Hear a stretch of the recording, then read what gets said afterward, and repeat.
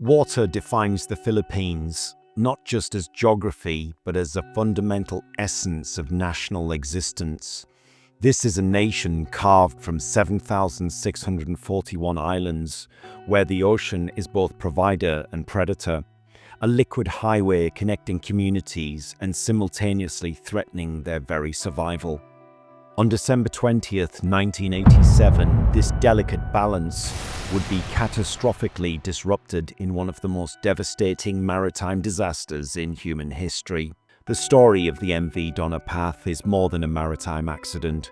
It is a profound narrative of human vulnerability, institutional failure, and the razor-thin line between survival and absolute loss. To understand the Doña Paz tragedy, one must first comprehend the extraordinary geographical complexity of the Philippines. This isn't just a country with islands, it's an archipelagic civilization where water is the primary artery of human connection. Imagine a nation spread across 300,000 square kilometers, with terrain so fragmented that traditional land-based infrastructure becomes nearly impossible. In this landscape, maritime transportation isn't a luxury, it's an absolute necessity of human survival. Before modern infrastructure, before extensive road networks, these vessels were more than transportation, they were lifelines, floating communities that carried not just people, but dreams, economies, and entire social networks. The 1980s represented a period of profound economic transition for the Philippines. The aftermath of the Marcos era, complex political restructuring, and significant economic challenges created an environment where every journey represented potential economic opportunity. These ships weren't just modes of transportation, they were mobility platforms for an entire generation seeking economic advancement. Each vessel represented a potential pathway out of rural poverty, a connection to broader economic possibilities. Sulpito Lines, founded in 1972, emerged during a period of minimal maritime regulation. The company operated within a business environment that prioritized economic efficiency over stringent safety protocols. This approach would have catastrophic consequences. The Doña Paz was technically unremarkable, a standard inner island vessel constructed in Japan. Officially rated for just 1,592 passengers, she embodied the maritime engineering standards of her time. But within her design lay crucial vulnerabilities that would prove fatal. Multiple design limitations existed, such as limited escape routes, minimal fire suppression capabilities, and inadequate emergency response infrastructure, but these weren't unique to the Doña Paz. They were systematic issues across the Philippine maritime transportation industry. The passenger manifest was a microcosm of Philippine society. Each traveler represented a complex narrative of aspiration, struggle, and interconnected human experience. The passengers included rural workers seeking urban employment, students pursuing educational opportunities, families reuniting during the holiday season, overseas workers returning home to visit family, traders connecting economic networks, medical patients seeking specialized treatment, and young professionals pursuing career advancement. Each life a universe of potential, each journey a testament of human resilience and hope. The Tablas Strait represents one of the most challenging maritime corridors in the Philippine archipelago. Narrow passages, complex underwater topography, unpredictable currents, and limited visibility create perpetual navigation challenges. In this environment, every maritime journey represents a complex negotiation between human skill, technological capability, and natural unpredictability. Margin for error is minimal. Consequences of mistakes are potentially catastrophic. The collision wasn't a random accident. It was a catastrophic convergence of multiple systemic failures. The MT Vector, an oil tanker carrying 8,800 barrels of highly flammable petroleum products, was operating with profound systemic negligence.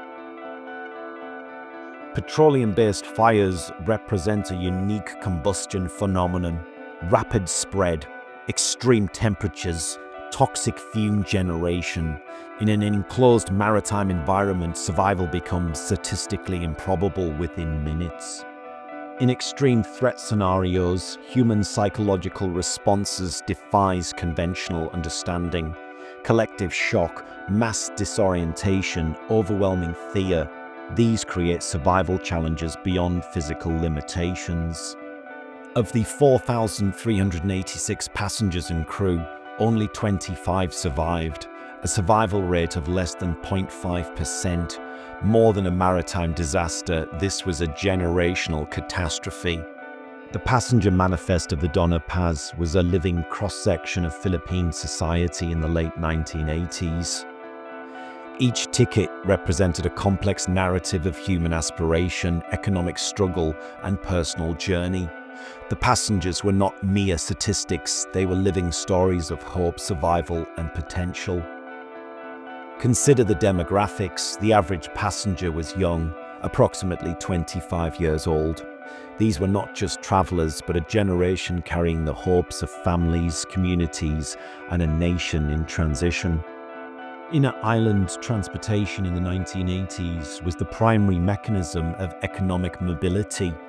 These ships were not just transportation, they were social elevators. Each journey represented a potential transformation of individual and family economic status.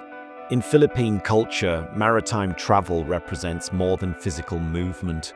It is a spiritual journey, a rite of passage. Families would gather at ports offering prayers, sharing hopes and fears. The Tablas Strait is not just a geographical feature, it is a maritime challenge. Narrow passages, complex underwater topography, unpredictable currents and limited visibility create a navigational environment where human skill and technological capability are constantly tested. In this environment, every maritime journey is a complex negotiation between human skill, technological capability, and natural unpredictability. The margin for error is microscopic. The consequences of miscalculation can be total and absolute. Communication technology in 1980s maritime transportation was primitive by contemporary standards. Radio systems were inconsistent, navigational tools were basic, and real-time tracking were nearly non-existent. Each journey was essentially a voyage into potential uncertainty. The maritime environment of the Tablas Strait is notoriously complex. Seasonal monsoons, unpredictable current patterns, and sudden meteorological changes create a navigational environment that demands constant adaptation and supreme professional skill. The Doña Paz was not just traversing a geographical space, she was navigating a complex maritime ecosystem where human ambition, technological limitation, and natural forces converge in a delicate, potentially fatal balance. Each nautical mile represented a negotiation between human hope and environmental challenges. Collision is never a singular moment. It is a complex sequence of failures, a culmination of multiple systemic breakdowns happening simultaneously.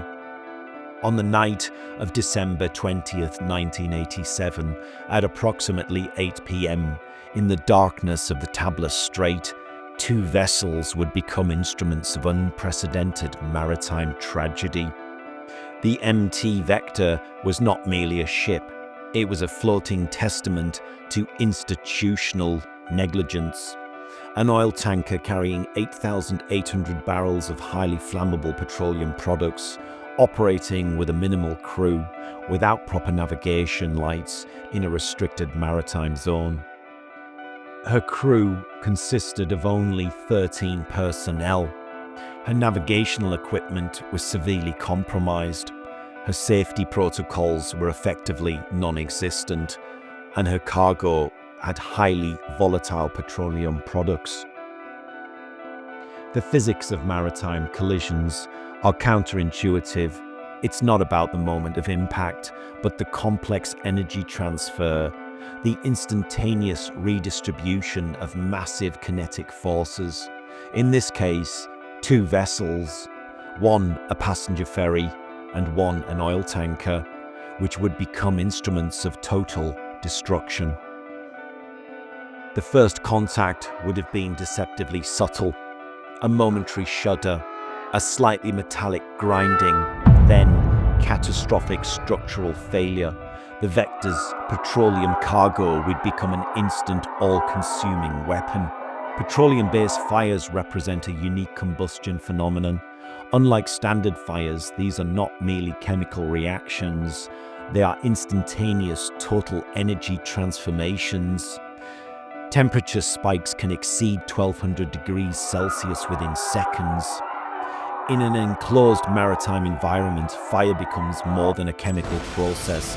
It becomes a living, consuming entity. Oxygen limitation, confined spaces, multiple fuel sources. Each element transforms fire from a phenomenon to a sentient, destructive force. Human survival response in mass disaster scenarios defies conventional understanding. Collective shock, along with mass disorientation and overwhelming fear, create survival challenges that transcend physical limitations. Within minutes of a petroleum fire's initiation, survival becomes statistically improbable. Toxic fume generation, extreme heat, psychological shock. The human body has minimal defense mechanisms in such environments. Instantaneous transformation. One moment, a normal journey, the next, absolute chaos. Fire everywhere, screams, impossible heat, no discernible escape route. The Doña Paz was more than a shipwreck. It was a profound rupture in the national psychological landscape, a moment that would redefine maritime safety, institutional responsibility, and collective understanding of human vulnerability. The ocean, vast and indifferent, had become an instrument of unprecedented destruction. This was not simply an accident, it was a comprehensive systematic failure that exposed multiple layers of institutional negligence across maritime transportation, corporate management, and governmental oversight. Beyond the immediate human tragedy, the Doña Paz disaster represented a profound economic disruption. Thousands of potential economic contributors were suddenly erased. Entire family economic networks were fundamentally destroyed. The Doña Paz disaster transcended a maritime accident. It became a collective psychological wound for the Philippine nation. It exposed systemic vulnerabilities, institutional failures, and the fragility of human existence.